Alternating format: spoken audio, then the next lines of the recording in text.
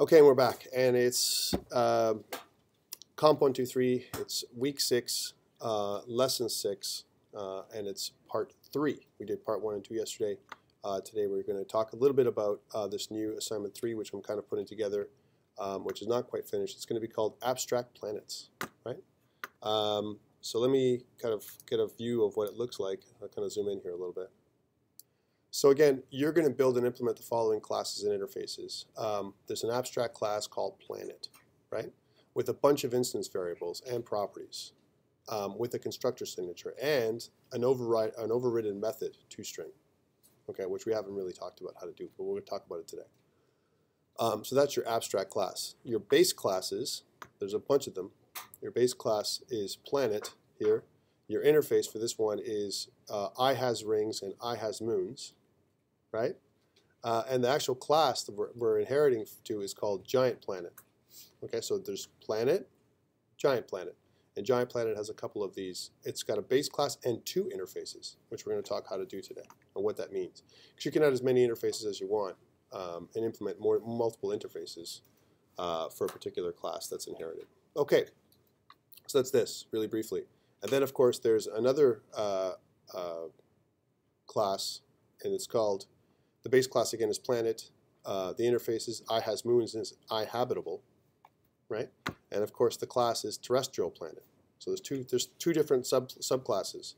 There is Giant Planet, right, and Terrestrial Planet, right, based on the Planet class. And there's a few interfaces that I've defined, right? I has moons, right? So does it have moons? It's a Boolean, right? You have to implement this method. And does it have rings? Has rings, you know, as an example. And I'll define all the details later on. And the other one is, the last one is I habitable, which I spelled wrong, so I'll have to fix that. But basically what you're going to do, excuse me, is implement this abstract class and these 2 derived classes with these 3 interfaces. Okay? Now again, the original one that I made was much more difficult than this. This looks like a lot, but really it's not. All it is here's your abstract class, which is the majority of the work, and then you're going to create a couple of planets, right? Different kinds of planets, and then you're going to make them say certain things. That's all that's going to happen at the end, right? And in order for you to do that, it gets you to the work with abstract classes and interfaces. That's all it's about, right? Really, if anything, it's around polymorphism and how you're going to change things. So I'll define the rest of it near the end. Right now, I've based it off my superhero method, and I have to change it around. So I don't have all the details, but I will be talking about it again later on, and I'm going to send you a little note. I'm probably going to post some more information around it for what what I'm expecting from you guys. But if there's any questions around this stuff, basically, at the end of the day, all you're doing is you're creating this abstract class with a bunch of these instance variables, a couple of properties, right? And 1 read-only property, if you notice. What's read-only property again? Only a getter. There's no getter and setter in the read-only property, right? And if you notice, once you create this abstract class, the keys are to remember that the base classes, or sorry, the derived classes, which are right here. And again, I might color these a little differently, so because they all look blue, and you're like, what the hell are those things, right? So this might be my abstract class. If you notice, it's got a italicized name, Planet, and my derived classes have an italicized, unitalicized name, Giant Planet. But what I might do is make the abstract classes blue, and then the derived classes green or something, so you know that they're derived classes as opposed to the base class. And maybe mark these a little bit differently. But at the end of the day, all you're going to do is you're going to say, when you define these classes, the big points are going to be around, I want to define this class, I'm going to define this class, and this class. These are the 3 big ones.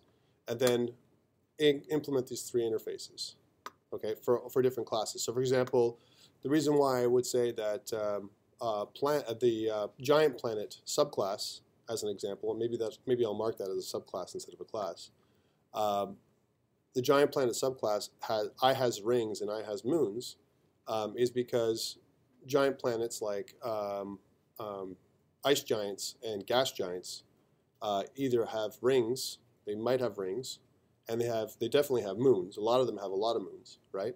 And also the one instance variable that's different on the giant planet class is that the type instance variable, which is there's two different types, ice or gas, right? And we'll talk about that a little bit.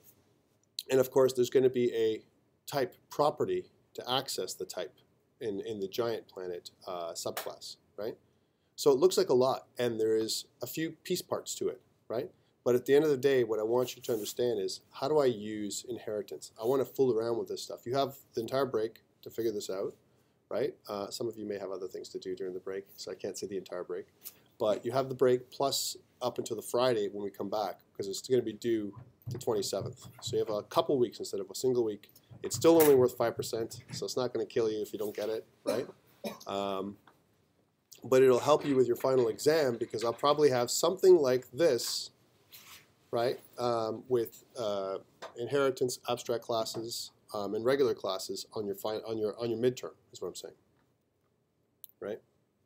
Because those are important pieces to put there.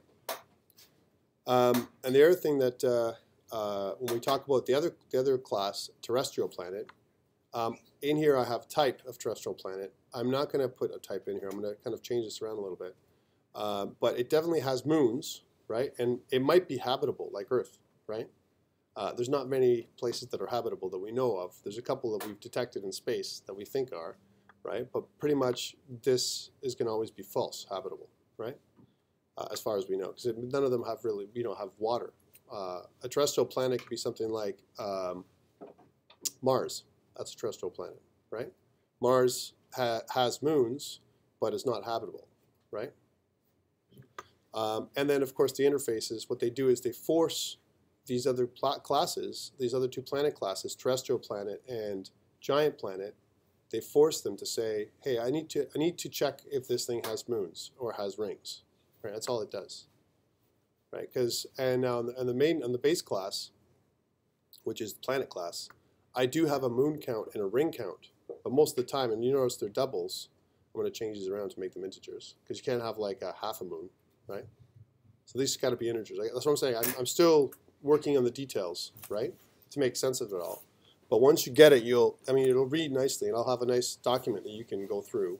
Again, 5% of your final mark. I'm not going to make it huge, because it's just one piece part of the whole puzzle, right? So if you don't do really well on inheritance or on polymorphism, it's not going to kill you.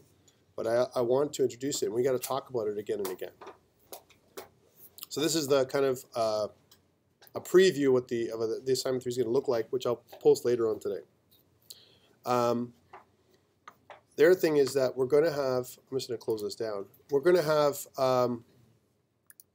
the midterm exam, like I said to you before, on the Wednesday when we get back, which I believe is the 25th, right?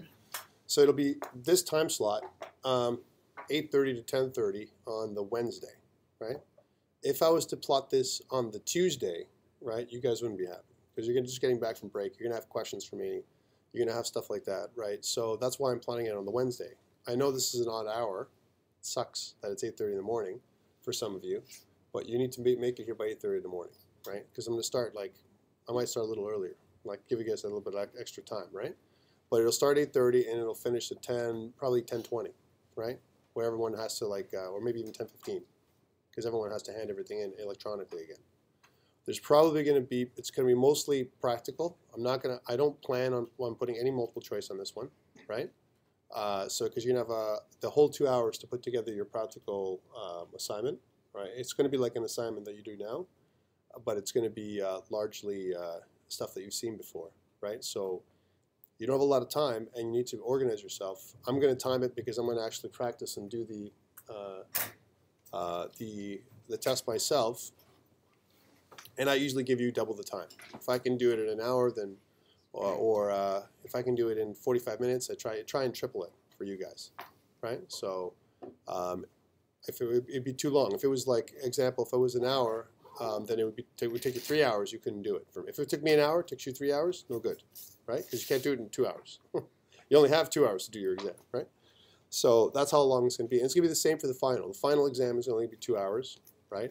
Because we only have a slot of 2 hours at one time. I'm not going to plot it somewhere else at a different time in a different place. Like sometimes you have to do that too, but I won't do that. But it's going to be all the stuff that you know, and your midterm will be a good indicator of how you're doing, right? So once you get your midterm all good, then and of course during the break I'm going to be working hard to get all your marks up to date. So by the time you get back, you'll have marks on everything and feedback on everything, right? So then you'll have a good amount of information to understand where you stand, right, on everything that we're doing. Any questions around this at a high level? I know that I haven't given you all the information about assignment 3.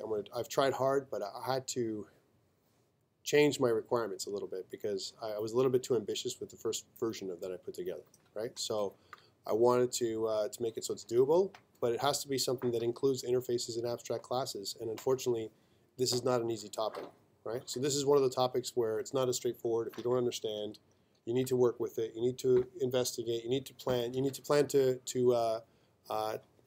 manipulate these things a little bit more, because when we test you in class, and you're going to have access to all your resources as normal, right? But still, you're going to be thrown something new you've never seen before, maybe, or maybe you've only seen once, right? So if you don't practice your abstract classes and interfaces, then on the exam you're going to have issues, right? So any questions preliminarily before I begin the rest of the stuff? Okay, I'm going to stop recording here and just have this as kind of our talk about the assignment and the exam, and then I'll continue recording with part 4.